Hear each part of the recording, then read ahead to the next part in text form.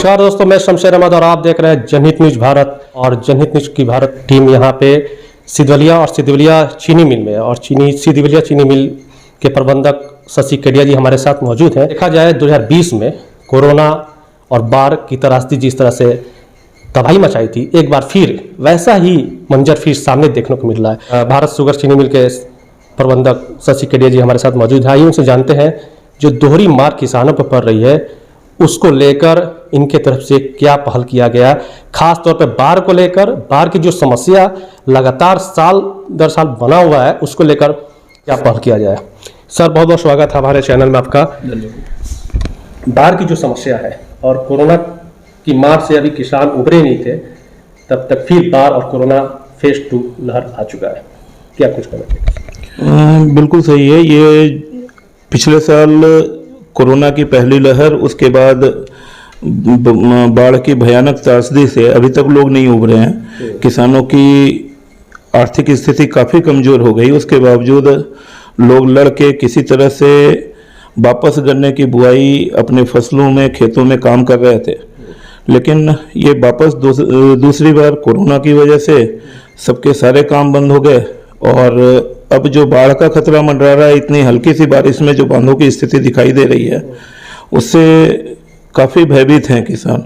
और अगर इस बार ये पुनः इस बाढ़ का आना हुआ इस क्षेत्र में, तो फिर किसानों का उभरना इस भुखमरी से बहुत मुश्किल हो जाएगा। प्रत्येक साल बाढ़ की समस्या बनी हुई है जिस तरह से, तो एक फैक्ट्री है और फैक्ट्री के तहत काफ़ी किसानों का इससे भरण पोषण होता है गन्ना को लेकर, या बहुत से एम्प्लॉय आपके फैक्ट्री में काम करते हैं। तो आपके तरफ से बांध को लेकर खास क्या पहल किया गया अब तक?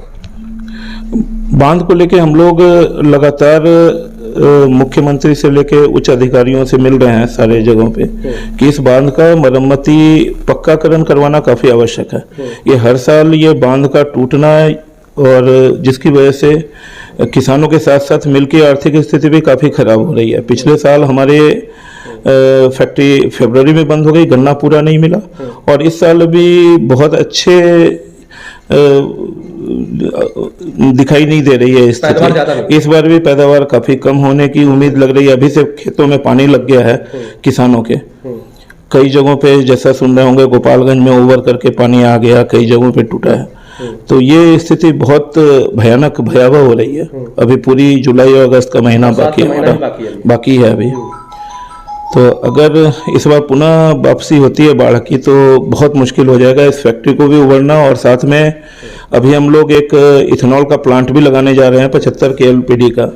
75,000 लीटर इथेनॉल का उत्पादन रोज होगा। 150 करोड़ रुपए की लागत से ये प्लांट लग रहा है। और चीनी मिल में इतना नुकसान है, साथ ही इसका जो सीरा निकलता है मोलासेस, उसी से ये इथेनॉल का उत्पादन होना है। जब गन्ने की पेराई कम होगी तो इथेनॉल भी कम बनेगा, मोलासेस कम होगा। इथेनॉल जैसे ये प्रधानमंत्री की महत्वाकांक्षी योजना है कि ये 2025 तक 20% इथेनॉल का उत्पादन करना है देश में, और इसको पेट्रोल में मिलाने के लिए, ब्लेंडिंग के लिए दिया जाता है। तो उसी योजना के अंतर्गत हम लोग लगा रहे हैं ये, और इससे काफ़ी लोगों को, स्थानीय लोगों को रोजगार भी मिलेगा और इस प्रदेश का विकास होगा काफ़ी तेजी से। प्लांट सर आपके द्वारा जो यहाँ लगाया जा रहा है, उसका जो भी अगर वेस्ट पानी आ रहा है काफ़ी वो प्रभावित भी होता है और आम जन जो जीवन जो है पॉल्यूशन भी उससे ज़्यादा है, तो उसको लेकर आपके तरफ से वो क्या किया गया?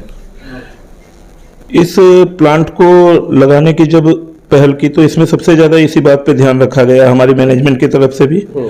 और इसमें प्रदूषण नियंत्रण के लिए करीब 35 से 40 करोड़ रुपए के इक्विपमेंट लगाए गए हैं। एक इंसिनरेशन बॉयलर है जिसके अंदर की इसका जितना भी पानी होगा उसको जलाया जाएगा, और एक CPU कंडेंसेट पॉलिशिंग यूनिट, ये 6 करोड़ 7 करोड़ रुपए की लागत से लगा रहे हैं कि बिल्कुल जीरो लिक्विड डिस्चार्ज पे ये फैक्ट्री चलेगी। एक ड्रॉप भी पानी फैक्ट्री से बाहर नहीं जाएगा। जो भी पानी है उसको वापस रीयूजेबल बना के फैक्ट्री में प्रोसेस में यूज किया जाएगा, और कहीं भी किसी तरह का प्रदूषण आसपास के लोगों को नहीं झेलना पड़ेगा। किसानों की अगर गन्ना भुगतान की राशि की अगर बात करें तो अब तक कितना बकाया है और कितना उसको पूरा कर लिया गया? इतनी बुरी स्थिति होने के बाद भी फैक्ट्री की जो हम लोगों का सोचना था कि फैक्ट्री किसानों की आर्थिक स्थिति को देखते हुए बहुत जल्दी सारा भुगतान पूरा किया गया है। अभी तक हमने करीब करीब 92-93% पेमेंट कर दिया और सिर्फ 7-8 करोड़ रुपए बाकी हैं। वो भी हमें उम्मीद है कि 15 से 20 जुलाई के अंदर हम कंप्लीट कर लेंगे। ये जो इस सत्र का, हाँ इस सत्र का, पिछले सत्रों का कोई भी पेमेंट बकाया नहीं है हमारे पास। तो बाढ़ की त्रासदी जो एक बार फिर देखने को मिल रही है, इससे कितना आपको लगता है कि हमारा जो फैक्ट्री है काफी इससे प्रभावित होगा? इससे किसान प्रभावित होगा, निश्चित रूप से हम भी प्रभावित होंगे। जब उनकी फसल खराब होगी तो हमें भी गन्ना कम मिलेगा और फिर वही स्थिति हमें दिखाई दे रही है पिछले साल वाली। पिछले साल सिर्फ 39 लाख क्विंटल गन्ने की पिराई करके हम फरवरी में बंद हो गए थे और इस साल भी बहुत ज़्यादा गन्ना मिलता हुआ नहीं दिख रहा है हमें, क्योंकि किसानों की खुटी बिल्कुल खराब हो गई थी। किसानों की आर्थिक स्थिति ठीक नहीं होने के कारण किसानों ने बुआई भी बहुत कम की है। हम लोगों ने काफ़ी सपोर्ट किया, अनुदान पे बीज दिया है, अनुदानित दर पे काफ़ी दवाइयाँ और खाद मुहैया करवाई किसानों को। उसके बावजूद भी जो अपेक्षित बुआई होनी चाहिए थी वो नहीं हो पाई। किसानों को अनुदानित दर पे खाद और दवाइयाँ दिलाई गई और लोन पे बीज काफ़ी किसानों को जिन्हें भी ज़रूरत थी बाहर से मंगा के, इवन हमने यूपी से हजार लोन पे दिया हमने और अगले साल की उनके सप्लाई से वो भुगतान लिया जाएगा। लेकिन इतना करने के बावजूद भी जो अपेक्षित बुआई थी वो नहीं हो पाई।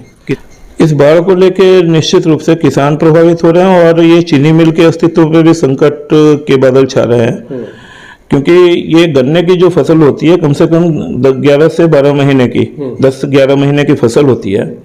तो किसानों को साल भर देखना पड़ता है और सारे बाढ़, पानी, धूप, बरसात झेलने के बाद उनके घर में पैसा आता है।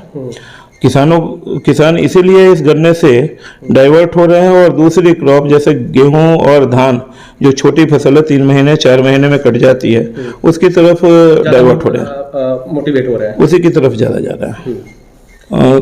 सरकार से तो हमारी करबद्ध प्रार्थना सिर्फ यही है कि इस बांध के पक्कीकरण पे ध्यान दें और कुछ भी यहाँ के किसानों को किसी को नहीं चाहिए। इसका जब तक सुदृढ़ीकरण, पूरा पक्कीकरण नहीं होगा इस बांध का, तब तक इस क्षेत्र के किसानों का भला नहीं हो पाएगा। न तो किसान बचेगा, न ये क्षेत्र की चीनी मिल जी बचेगी।